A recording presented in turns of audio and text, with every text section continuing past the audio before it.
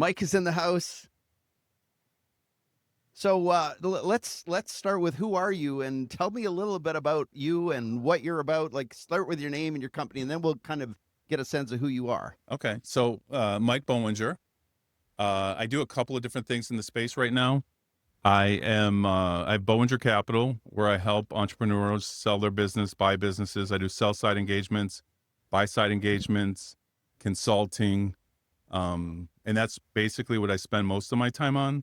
But I also am CEO of a company in South Texas called Lone Star Shredding and Document Destruction that I oversee.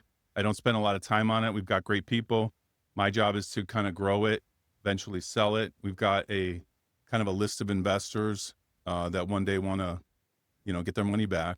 And Okay. it's my job to make sure they get it back. All right. So let's go back in your history a little bit because I think where you stand today and the role you play in the industry, and just you play a whole bunch of different roles. But let's go back and give a sense of your story. Where'd you come from? So 33 years in the shredding business. My dad had an office equipment business back in the early 90s. Wow. And he'd been going since 1972. He had office equipment business. He sold all the stuff that wasn't sexy. He didn't sell copiers or fax. He did all the other stuff. Oh. So I joined the business in 1992. He had one shredding client. And after a couple of months of selling shredders and realizing how one-time transactional it was, I'm like, hey, I like the shredding piece. I like the stickiness of it. I like the recurring nature, the relationship based. And I said, I think we should focus on that. So we started to focus on that. We invested heavily in 1995. We got a bunch of Allegheny equipment. We did the if you build it, they will come. Yeah. And it took a minute. It was a little we were nervous for a while. But it came and we grew it in Cleveland, Ohio. It was called Shredding Solutions. We sold it in 2002 to Iron Mountain. Okay. And then my dad retired. Wow. And at that time, I also had a finance and systems integration background. So at that time, I wrote a software program to run our business based in Access. Good old Access. Yeah, good old Access. It did the job. Yeah. And so coming to these shows, I'm like, there's no operational software for shredders. So I took the program, interviewed some programmers, and said, hey, if you make this pretty, we'll sell it. We'll split it 50-50 if we sell any. Met Ron Ray, who Right. owns Easy Shred today. He made it really pretty, great user interface, did a wonderful job. He took what I did and made it fantastic, and people bought it. I came to the show and sat on a panel with 4 other people that introduced software at the exact same year. No way. And Easy Shred kind of, rose to the top of that initial group. And we grew it until I sold him my half of the business in 2008. And we were in 200 companies in 3 countries. So cool. So not only did you build an initial shredding company with your dad, you sold that one. Right. You built the software or began it, founded it, and then partnered with somebody who now, took it. You sold your portion of that. And then you did even something bigger. Well, the timing was fantastic because I got a call from the investment banker that helped me sell my business back in 2002. Okay. And he said, hey, the tides are changing. The bigger companies, the Cintas, the Iron Mountain, they don't want the mid-market guys anymore. They want the big guys. They weren't just buying up everybody. Right. So he goes, I think there's a spot for us. He raised some money from some other people he helped sell, raised a couple $1 million, said, hey, we're going to go out and buy a bunch of businesses. We put them together, make them pretty, and then we're going to flip this thing, in a couple of years. So from 2008 to 2012, we bought a couple dozen, 20 some businesses, 15 markets. We got up to 150 employees and sold 3/4 of it to Cintas in November of 2012. Okay. And that company was 3GS. 3GS. Right. Yeah. Right. And that's which still exists. It's the company I have an equity stake in and still help supervise in South Texas, because at the time Cintas didn't want to buy any of the records management locations, Okay. which were our better ones, quite frankly, Right. because they knew they were going to spin that off anyway. So the timing was bad for them. So we kept South Texas and Southern Illinois when we sold it in 2012. And then the gentleman that ran Texas for me took it over from 2012 to 2017, when they brought me back to fix it because he didn't Things necessarily do a great job. got it. All right.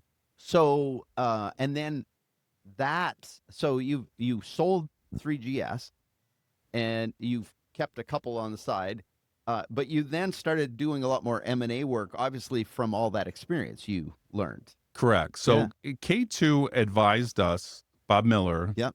advised us, Ross Engelman advised us on the deal. They didn't broker the deal, but they helped. And so they said, hey, what's Mike going to do after the deal? I sat down with Cintas. I like doing deals. The Cintas deal team didn't need deal guys. Ops did, but I didn't want to do ops. Right. So Bob Miller said, hey, why don't you come do deals with us? So I traded under the K2 name for a couple of years, learned a lot. I'm a huge fan of Bob and Ross. They're geniuses, and learned a lot from them, and then did that for a couple of years, and then kind of went to Bob and said, hey, I think I'm more of a guy that needs to do things on my own. How about how do you feel about that? And Bob, being Bob, was like, hey, we worked something out. He said, go do them on your own. And it was very amicable. Good. And I've been doing deals as Boehringer Capital ever since.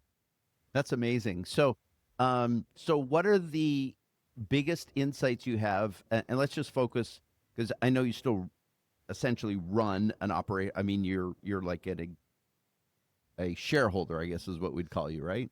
My title's CEO, but I have CEO. great Okay. people that Okay. run it day to day. But let's not focus on that Yeah. side. Let's focus on your M&A and your insight based on this massive experience. What are the things that if somebody's interested in either acquiring a smaller company, a mid-sized company, regional competitor, or if they're trying to sell, what are you seeing in the marketplace right now that's important for other people to know? It's hard right now. Yeah. I mean, things have changed. It's not the old days of Wild Wild West where people are tripping over themselves to buy your company. In my opinion, it's all about timing. So my best success stories are when clients are patient. We say, hey, Mike, I want to sell my business soon. Year, 2 years, 3 years. It doesn't have to be tomorrow. I'm not a great fan of I want out. Can we, how quickly can you do it? Because then you don't have the time to help kind of package the business, right some wrongs, Right. look at their contracts, things like that. So I think it's when I like when people hire me when they're like, hey, we got plenty of time, because timing is everything. Because I can work with the big consolidators and say, hey, how about my guy in Jersey? And they're like, yeah, nothing special. And then they'll get a big account or buy somebody else in Jersey. All of a sudden, my guy is top priority. Right. But if they haven't kind of engaged me, and if I'm not constantly in their ear saying, hey, what about my guy? What about my guy? That misses. So I think just being patient, always being ready to sell, be on the market secretly, so to speak, way ahead of time. That's good. Let me be talking. I'm not sending it out to everybody, but when I talk to the people that buy businesses, I'll mention it to them and get it in their ear so that when something comes up, they know, hey, Mike's got a guy that can help us here. And that's when the good stuff happens. So good. That's really helpful. So it's almost like be prepared, be ready, even though you're not actively in sell mode, but you're prepping. If you know it's coming, don't assume it's going to happen in 6 months. Assume it might take a year to 3 years. Like give yourself that kind of longer time window for the good stuff to happen. The high fives at the end. Right. I kid them and say, well, if we're going to make some magic happen, we got to have some time. You can't be like, hey, I need out by end of the year. You could still get your business sold, but you're not. You might not have the same result that you wanted. Exactly. Right. And it takes time. I will also say that growth is hard right now. Like if you ask everybody, if you interviewed everybody here, I think if the average might be in shredding, like, 5-6% growth might be a good year. Taking paper out. And in records, we're all kind of fighting to stay flat, right? We're just trying to not have more go out the door than comes in the door. So it's even harder right now to grow into what you want. But so what's better or more impactful is what they're willing to pay. Right. And the only way you can know that is you got to get yourself set up to be saleable. You got to be someone that somebody's willing to acquire. and then wait for the timing of the market, the right buyer, the right buyer who's looking at a specific marketplace potentially, for that to all unfold in a really cool way. Right. Like I'm constantly they know who my clients are, the big guys that buy, Yeah. and I'm just constantly saying, hey, how about this guy? How about this guy? And like I said, the valuation of what my guy wanted and what they're willing to pay, that gap closes when they have some reason, more synergies in that market.